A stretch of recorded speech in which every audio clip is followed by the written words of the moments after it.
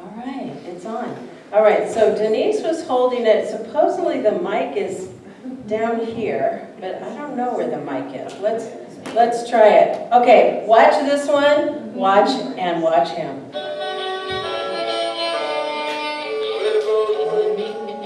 Are you listening?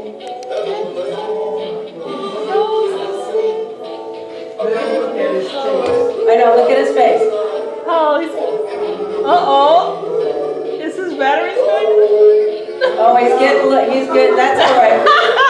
He had too much eggnog with rum.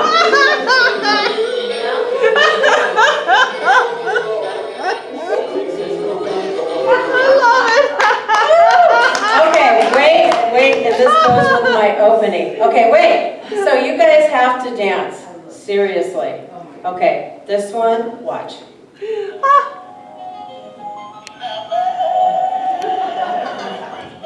Okay, ready? Shout, shout, shout, shout, shout. Yeah, Merry Christmas. Right there. Okay, go. Stand there, go watch, Mel.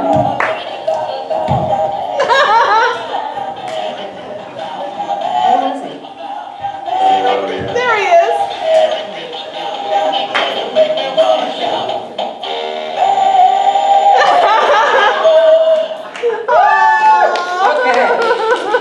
Okay, so don't you like that I have lots of toys? Yes. That's what we're about, right? We are totally about that. That's what Christmas is about. Okay, Fun so toys. now I get to get back in my other mode. All right. Lovely. So remember, I have a great story and it totally fits with what we just did. All right, for those of you who have pets, this is a true story. For those that don't, it's also a true story. The following was found posted very low on a refrigerator door. Dear dogs and cats. How many have dogs and cats? Okay. The dishes on the floor with the paw prints are yours and contain your food. The other dishes are mine and contain my food. Placing a paw print in the middle of my plate does not mean it is suddenly your food, nor do I find that aesthetically pleasing in the slightest.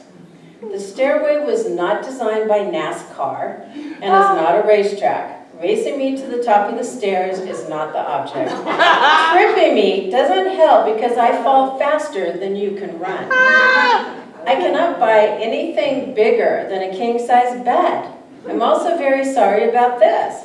Do not think I could continue sleeping on the couch to ensure your comfort. Dogs and cats can actually curl up in a ball when they sleep.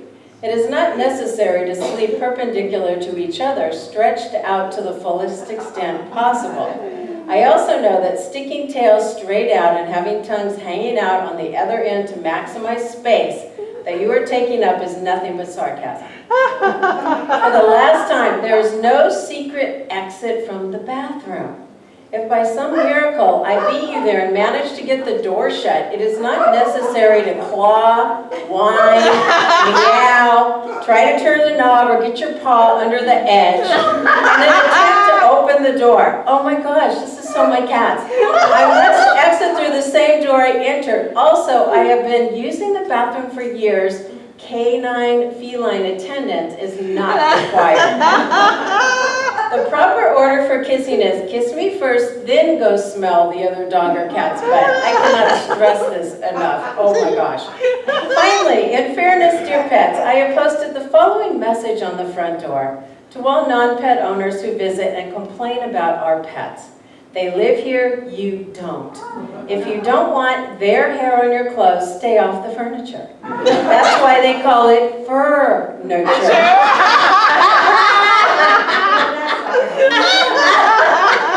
I like my pets a lot better than I like most people. To you, they are animals. To me, they are adopted sons and daughters who are short, hairy, walk on all fours, and don't speak clearly.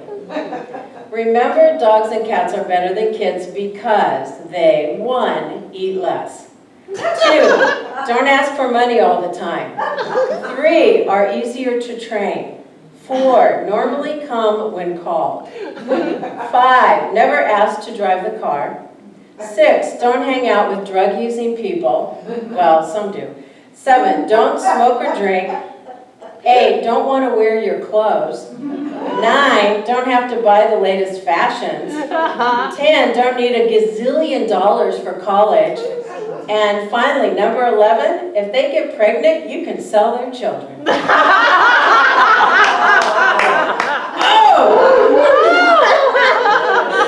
Oh my gosh, right? Okay. I love it. So, I know, isn't that great?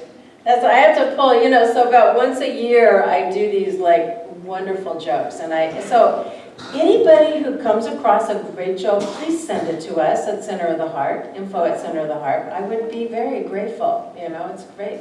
Okay, so today, we're going to be talking a little bit about unifying in love, but what it's going to be is an interactive service, okay?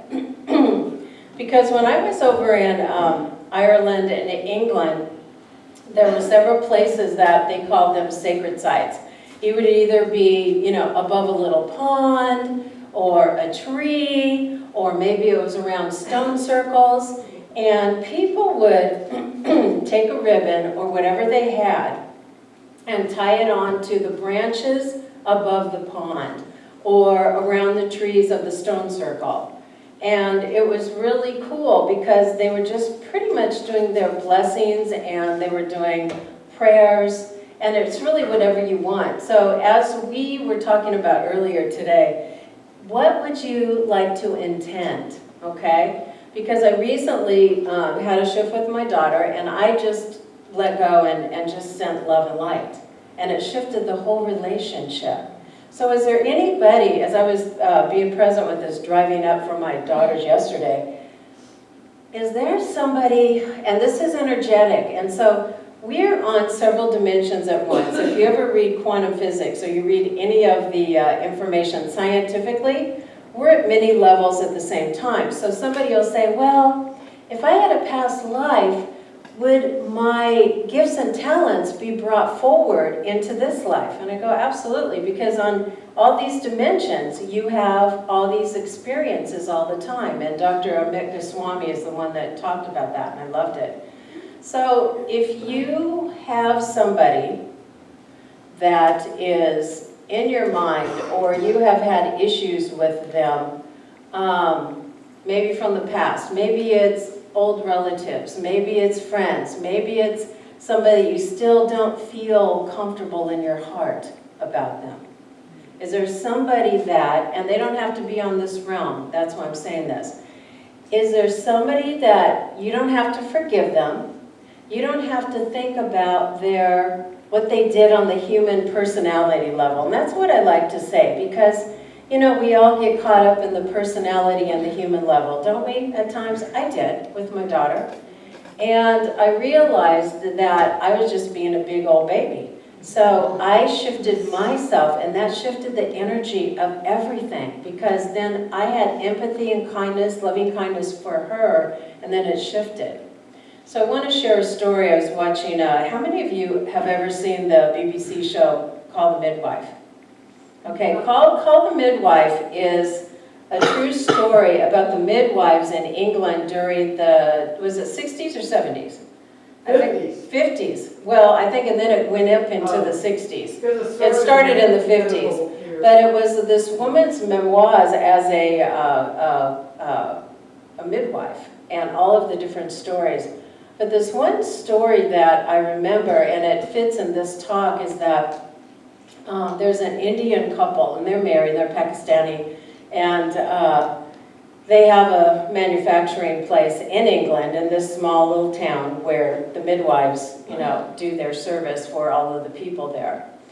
And the wife never had a baby, and they're probably at this point, they're in their late 30s, early 40s, and all of a sudden one day, this cousin of the wife shows up, and she's pregnant.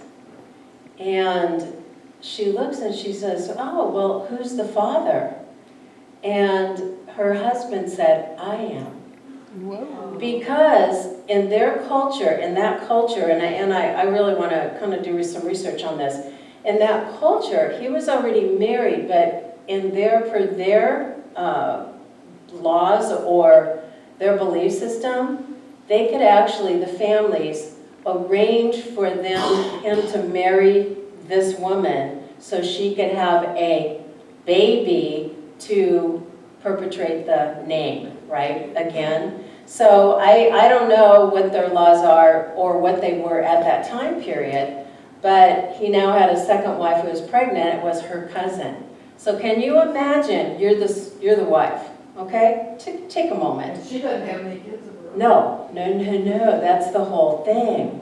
So, I know, that's the reason why the families felt that it was rightful to have him marry and procreate with this young girl, who was, by the way, 15, okay, and the guy's like 40, but got married when he was visiting and blah, blah, blah. So she shows up and then she has the baby, and at first the wife thinks, oh, it's so great, and then her husband looks at the second wife and says, oh, thank you for giving me a son, our son, looking at her, and then the wife goes, grr, and she's upset, and I go, I'd feel that way, wouldn't you? And then what happened is that because this young girl, and this is a true story, she could not bond with the baby. She's a teenager, come on, and she's in another country. You know, she's from Pakistan, and so here she is in England. She's like, oh, what the hey? And I'm married to this old guy? Oh, geez. So anyway, one of the nuns from the midwifery goes over and says to the first wife, you know, we really need your help because she's not thriving. The mom isn't thriving at all. And so what ended up happening is that she had to let go, and she had to really embrace her cousin and let that love flow. And then when she was speaking to her in their language, then her cousin started to blossom, you know, and then she was teaching her how to take care of the baby. And then she realized that love was the only thing that was going to be powerful, and that by this family and acknowledging this family and bringing that love into this family, and that would shift everything, and it did. So I give her a lot of credit, don't you? So it's beautiful. So when we do that, we unify in love, then we're able to shift so much in our lives. So think about, and I'm going to have somebody pass these out. Just take a little ribbon. So somebody want to take these, and so you're going to take a ribbon. Woo! My cat was loving these, okay? And then give the other, I know. And I'm like, okay, Julius, I said, no, they're not for you. All right.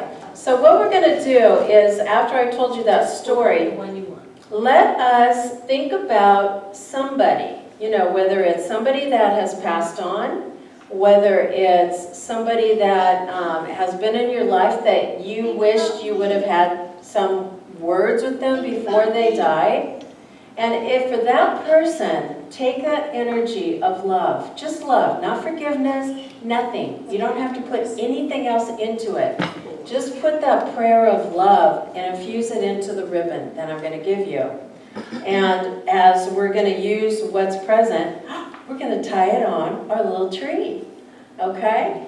So as we do that, You don't write anything on it?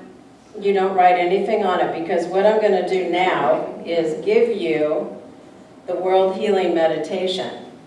So as you're being present with this, we're going to say this together. If I have enough copies, I think I do. There's some more copies back here too. Are there more copies back there? Okay, good. Okay. And this is from John Randolph Price, and he's no longer with us. You have some back here? Yeah. Okay. All right, whatever we need. Okay, here, guys. I think we have 1, 2, 3. There you go, my darling. And these are, okay, there we go. Yay. Okay, there. Okay. And everybody have one? No. Okay, so Darylyn, I'll put one here. Oh, that was perfect. It's perfect. So I'm going to actually go get my drum, baby. But let me go get my drum, and we're going to say this first. And set your intentions with the individuals, and it could be more than one person. Oh, and we have extra ribbon if anybody wants. One another for each person. Yeah, whatever you want to do. You could do one for 10 people. It doesn't really matter. But let's all say this together first, because I think it'll bring that feeling tone into your heart, okay? And just feel this, be present with this. We're saying this for the world, we're saying it for humanity as well, because this is done on New Year's Eve. And, oh, thanks Barbara, I like it. And where's my big one? I could use that though. That's good. Okay, so let's say this together and feel this in your heart. In the beginning, God. In the beginning, God created the heaven and the earth. And God said, let there be light, and there was light. Now is the time of the new beginning. I am a co-creator with God, and it is a new heaven that comes, as the goodwill of God is expressed on earth through me. It is the kingdom of light, love, peace, and understanding. And I am doing my part to reveal its reality. I begin with me. I am a living soul, and the Spirit of God dwells in me as me. I and the Father are one, and all that the Father has is mine. In truth, I am the Christ of God. What is true of me is true of everyone, for God is all, and all is God. I see only the Spirit of God in every soul, and to every man, woman, and child on earth I say, I love you, for you are me, you are my holy self. I now open my heart and let the pure essence of unconditional love pour out. I see it as golden light radiating from the center of my being, and I feel its divine vibration in and through me, above and below me. I am one with the light. I am filled with the light. I am illuminated by the light. And turn it over. With purpose in mind, I send forth the light. I let the radiance go before me to join the other lights. I know this is happening all over the world at this moment. I see the merging lights. There is now one light. We are the light of the world. The one light of love, peace, and understanding is moving. It flows across the face of the earth, touching and illuminating every soul in the shadow of the illusion. And where there was darkness, there is now the light of reality. And the radiance grows, permeating, saturating every form of life. There is only the vibration of one perfect life now. All the kingdoms of the earth respond, and the planet is alive with light and love. There is total oneness, and in this oneness we speak the word. Let the sense of separation be dissolved. Let mankind be returned to Godkind. Let peace come forth in every mind. Let love flow forth from every heart. Let forgiveness reign in every soul. Let understanding be the common bond. And now, from the light of the world, the one presence and power of the universe responds. The activity of God is healing and harmonizing planet Earth. Omnipotence is made manifest. I am seeing the salvation of the planet before my very eyes, as all false beliefs and error patterns are dissolved. The sense of separation is no more. The healing has taken place, and the world is restored to sanity. This is the beginning of peace on earth and goodwill toward all, as love flows forth from every heart.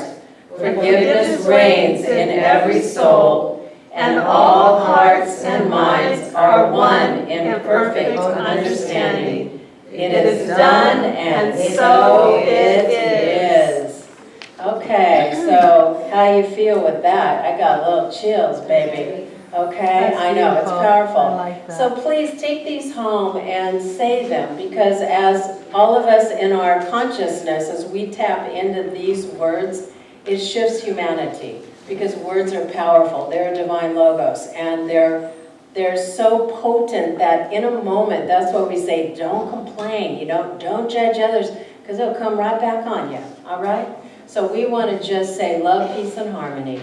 So when you're ready, we're going to drum a little bit and go and tie on, baby, into the, you can tie on outside too. I need my other drum.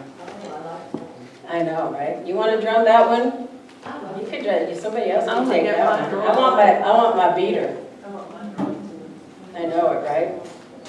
Can I put it in here? Oh, here it is. Got it. I know, right? I know, because it's no fun without the drumming. Okay, we're ready. You guys ready to go tie it on? Take your ribbon and tie them on the tree.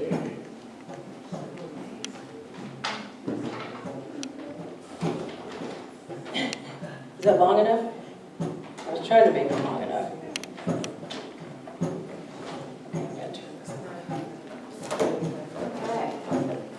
Okay, you guys, go ahead. We're waiting for the drumming. Oh, we're waiting for the drumming. Okay, Bernie.